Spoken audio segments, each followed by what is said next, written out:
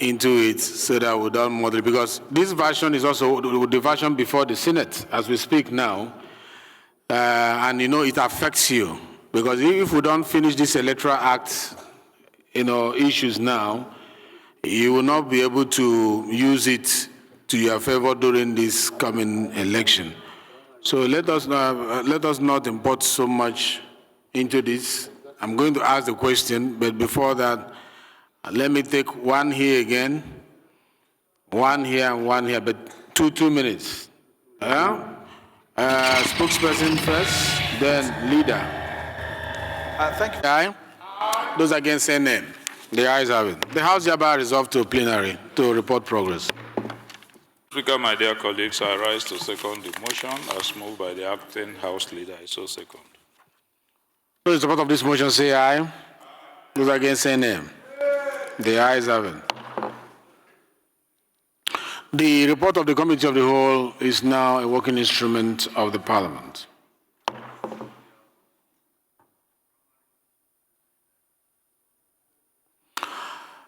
Leader, please can you move that we suspend our rules to have the third reading of this bill? Honorable Speaker, many people. What should be the punishment? Thank you for raising that. People are struggling now. The political parties are struggling. Thank you. Now. We should not encourage that. We should not encourage people registering into, because it's misrepresentation. It's fraudulent misrepresentation. You should. To the fact that while there are a lot of provisions in this amendment for joining a political party, nothing is said about the process of resignation from a party. And I am suggesting provisions that will say an individual shall be deemed to have resigned his membership of a political party upon submitting a letter of resignation to the chairman of his ward and INEC, following which the political party will be required to delist his membership within 7 working days. I think you are going into another subject matter. In legal drafting. Mr. Chairman, sir. Mr. Chairman. No. In legal drafting. In protecting. Wait. Excuse me. In legal drafting, there is a subject matter for membership of a party, resignation from a party. It falls under a particular section.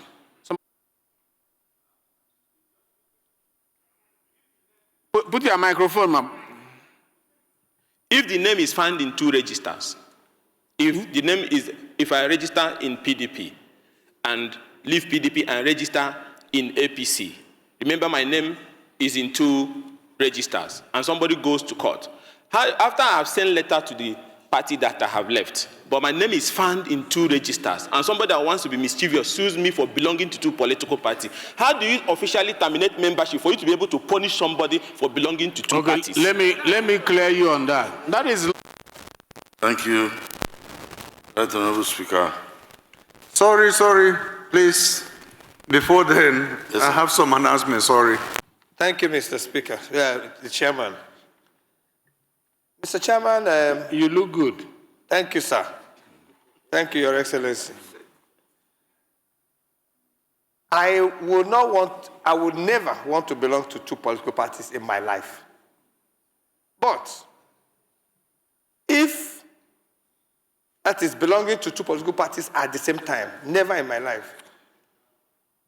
But I hope that we are able to cure whatever mischief makers can try to throw into somebody's will. Is it possible for somebody to go to another political party without my permission to go and register me there, and now turn around to claim that I have registered in 2 political parties? If it is possible, then we might be creating a situation that we may not be able to manage. I think that is why biometrics is involved. Only you have your biometrics. Only you have that for a dual membership. That is what we are dealing with now. If you now begin to import the process of resigning from a party, and that falls under another section of this Electoral Act. So you go there, You ask for amendment there, we will do it there. But this one we're talking about now is dual membership. Is specific subject matter. If you contravene the issue of dual membership, what is the punishment? That is simplicity. So that we don't, let's not go into, but you are free to bring in amendments with regards to how a member resigns from his party. Okay? That is another subject matter. Membership and resignation of membership of a political party.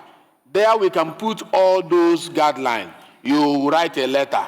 You publish it, it should be announced, those kind of things come up there. But here is specific, simplicity, dual membership, if you do it knowingly. There is a qualifying word there. It says knowingly. So intention is established. Once it is established, what is the punishment? Let's restrict our conversation to that, please. Thank you very much. Please, what is your point of order? By virtue of, I think it's section 34 of the Electoral Act, to submit your register 21 days before primaries. Yes. Now, if you have, as a party, submitted your register, and there are about 3 registers or 4 registers where somebody wants to be mischievous, is in Party A, Party B, Party C. What should be his punishment? That is where we are, because it's happening. Mr. Chairman, it's happening. The law wants to breach that gap. What should be the punishment? Because the database of INEC will have your details for Party A and have your details for Party B. If at the end of screening it, INEC comes out and say, look at these names. They are multiple parties. What do we do? Okay, Mr. Chairman. That's what the law is asking. Mr. Chairman, what I'm saying is we should not allow this law. Once it comes to your notice that you are communicated of a registration that you were not aware of, you formally write to them. We say knowingly. The law says knowingly. The law says knowingly. That is the qualifying word in that piece of legislation, knowingly.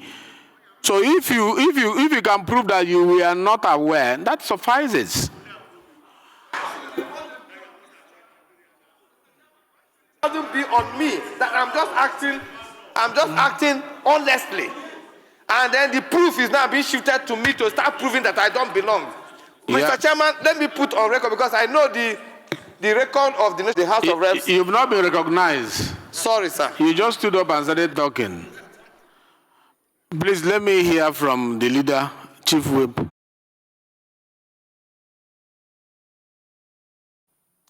This is a good amendment, but it is not well couched in order to address the issue of freedom of association and also the issue of establishing who registered in 2 political parties.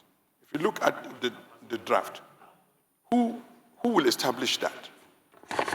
I think the law should clearly state who will establish who has registered. I didn't get that. It's not established who did what? Sir? You say who establishes who registered? It's INEC. Well, it has to be clearly stated. No, it's obvious that because INEC... it's not INEC that will conduct primaries. It's the political party. No, let me explain that aspect. Lawyers to feast on it. It is better 21 days to primaries. What I'm proposing is where the commission detects that a person is registered in more than 1 political party, the commission shall notify the affected political party. The individual shall, within 14 days, elect in writing 1 political party to retain membership. Because we must guarantee the freedom of association.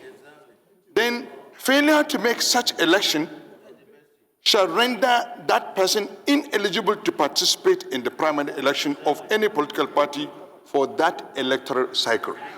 This law must be clear on this process. Otherwise, the lawyers, within that 21 days gap, they will stop primary elections of any political parties. Because INEC must communicate to a political party, hey, we have detected so, and so, registered in so, and so political parties.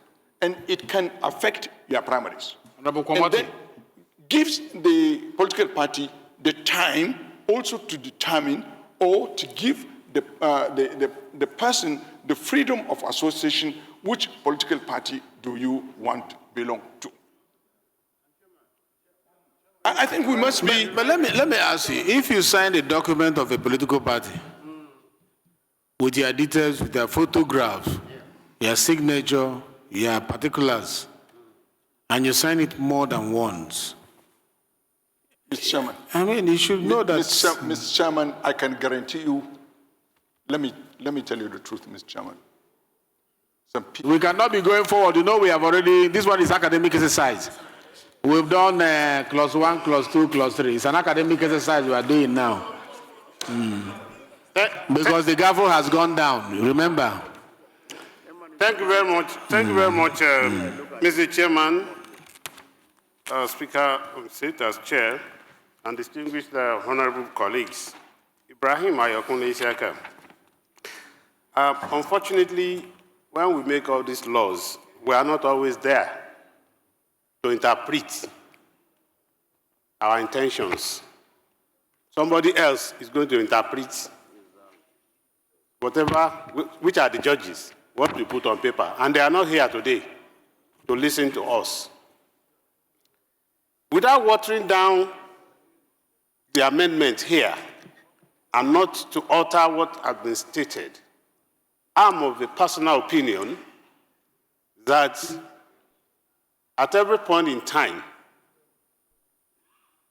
that any person seeks for elective position, either for primaries or for whatever, within the given time, irrespective of the registers submitted by our parties, there should be a sworn affidavit. That is, to just include that as part of the requirement of this evidential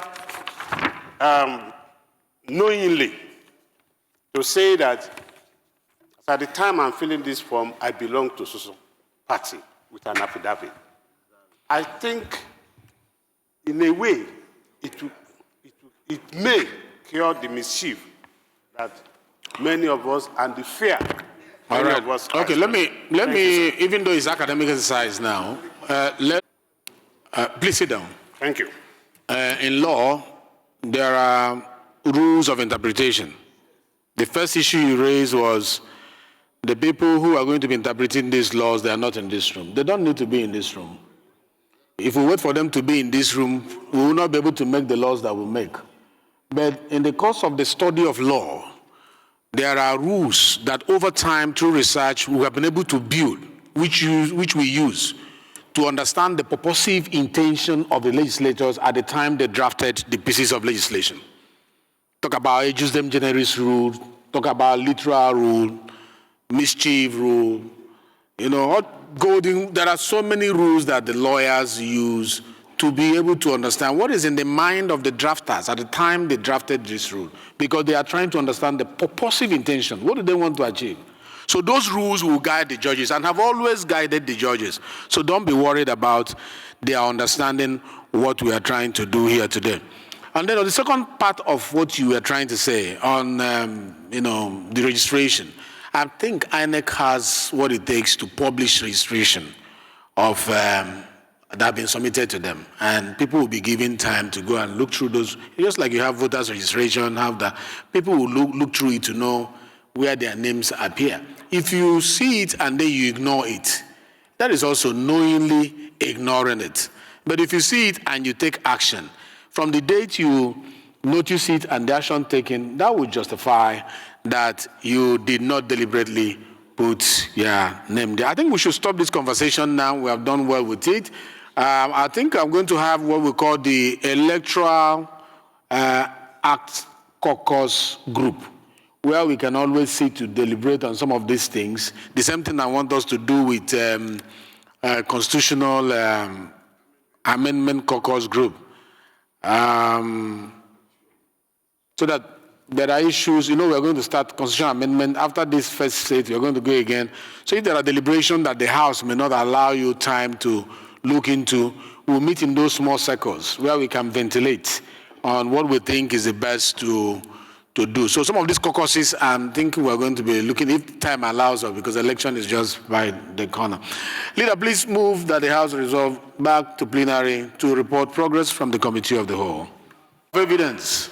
It boils down to law of evidence. And which aspect of evidence, what is admissible?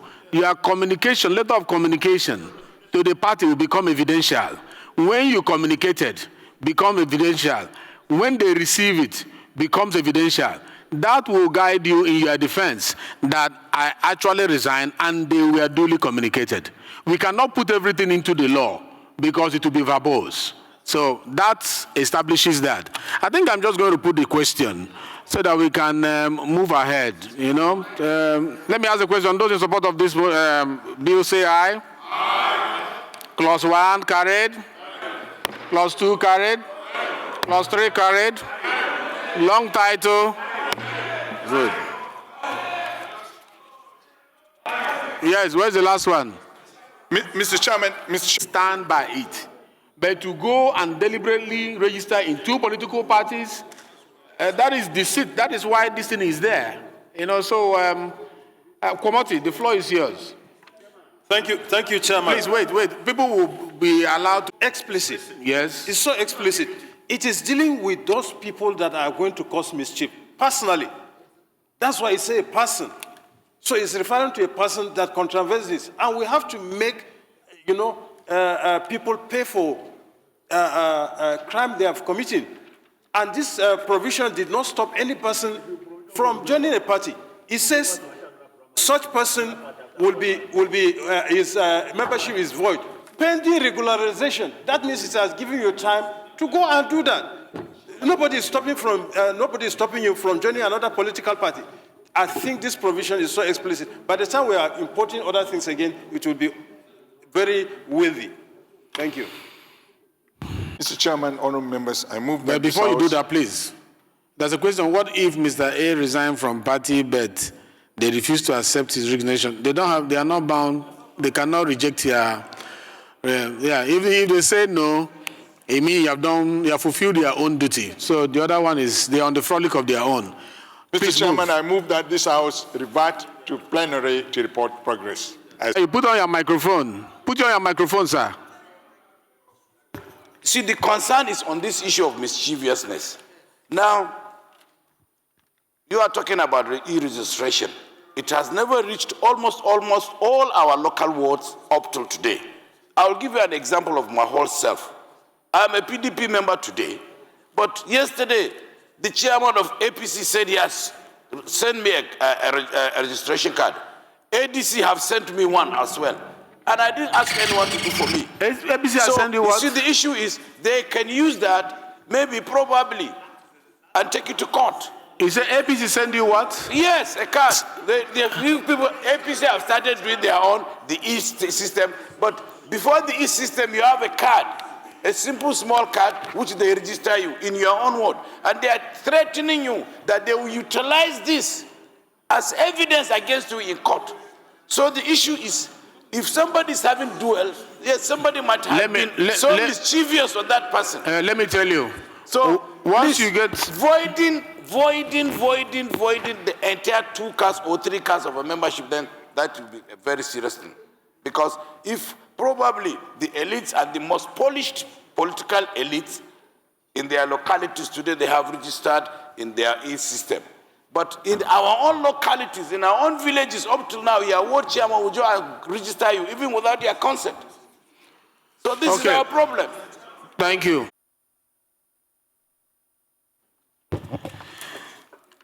Thank you, honorable colleagues. The House is now in plenary where the chairman sits at the Speaker, and this is a report from the Committee of the Whole. The House in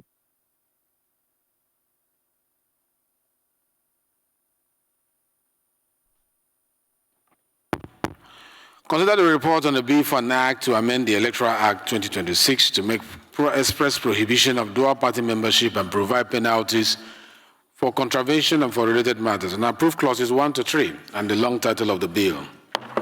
Leader, please move that the House do adopt this report of the Committee of the Whole as a working instrument of the Parliament. Leader, please move. Leader, please move. Leader, please move. Mr. Speaker, my dear colleagues, I rise to second the motion that we do suspend relevant rules to enable us to take third reading of the bill. I so second. Thank you. Those in support of this motion for suspension of our rules say aye. Those against say nay. The ayes have it.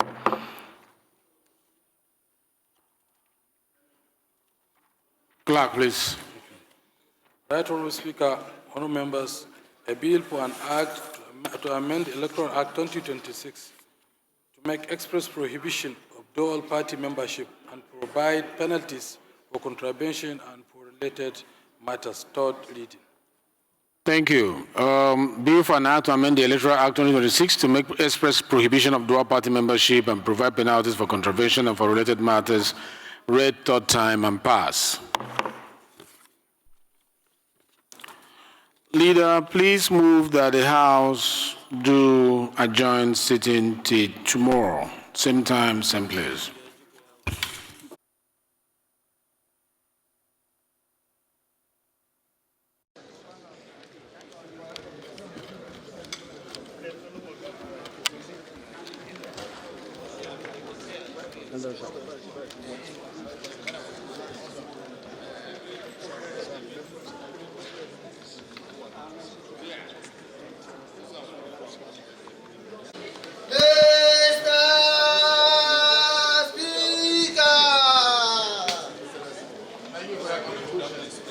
At least we need a program now. We need one or two people.